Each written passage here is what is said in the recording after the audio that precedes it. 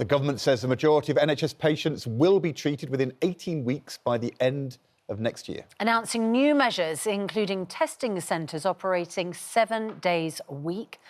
The Prime Minister will outline how he plans to deliver 2 million extra appointments and cut the 7.5 million patient-long waiting list. The Health Minister, Karin Smyth, joins us now. Very good morning to you. Just before we get onto the NHS issue, I need to put to you the issue which is gathering steam, frankly, about the investigation into grooming gangs. We just spoke to Maggie Oliver, former police officer from Greater Manchester, who has had a huge role campaigning for victims. She says we need a new national inquiry. Will the government order one?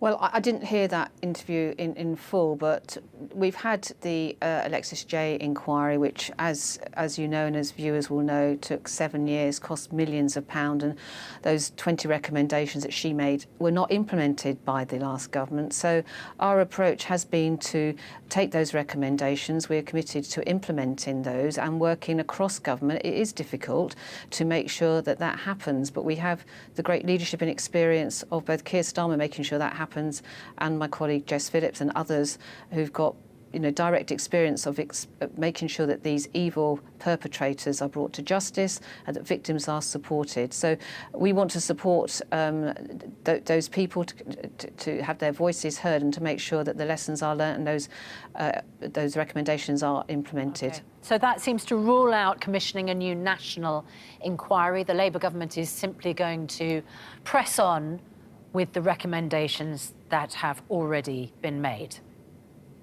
I'm not able to add any more on the back of that interview than we've already said. I expect that the Prime Minister and others will be asked about that further. But it's a big report, 7 years worth of work. We need to get on with implementing those recommendations and making sure that the voices. Alexis J did such great work with victims to make sure their voices were heard in that report. They deserve that their voices being heard, and they deserve those recommendations to be implemented. And that's the work that we're getting on with. Let's ask about the Prime Minister's announcement today. 17 new surgical hubs to speed up people getting their operations. At the moment, 59% of people waiting more than 18 weeks to get their operation. The Prime Minister says he's going to get that to 92% within that 18 weeks by the end of the Parliament. On the basis of the announcement today, you aren't going to get to 92% by the end of the Parliament, are you? We will. It's an ambitious target, and that's why the Prime Minister has made sure that we will all be working to deliver that. That's our commitment to the British people. We know that those 6 million people waiting for those 7.5 million appointments is one of the biggest issues facing people. It's the biggest issue to come out of the election, and that's why we're able to secure that extra funding in the budget. That's why we're announcing this plan today to have both more capacity through these surgical hubs and these diagnostic centres so that people can have tests more quickly, but also, crucially, to improve the technology in the NHS app so that those 30 million people that already got the app use it much more, and that hospitals, in particular, make sure that they are giving information to people about where they are on that list. And we're also looking at if there are quicker ways to get seen, more information to people about what they can do perhaps when they're on those lists. So it's a really ambitious delivery plan because, as you rightly say, we will be judged. We have said that we will commit to getting these waiting lists down to 18 weeks. Karin Smyth, don't you need more staff, more GPs, more appointments in person, more nurses? I mean, you're opening new hubs. Where are the staff? So we've already, in the summer, made sure that there are more GPs in the system, and obviously as part of the long-term plan we need to be looking at staffing over the next decade. But as Lord Darcy's report made clear, the staff currently working in the system are working really inefficiently, not because of their fault but because of the systems that we've inherited. They're having to do workarounds because the tech doesn't work. I mean, I've seen it myself in hospital. Nurses, qualified, skilled nurses running around trying to find a printer that works to print off a letter to give to a patient so that they, have the letter in their hand. All of that is hugely inefficient. It's totally demoralising for staff.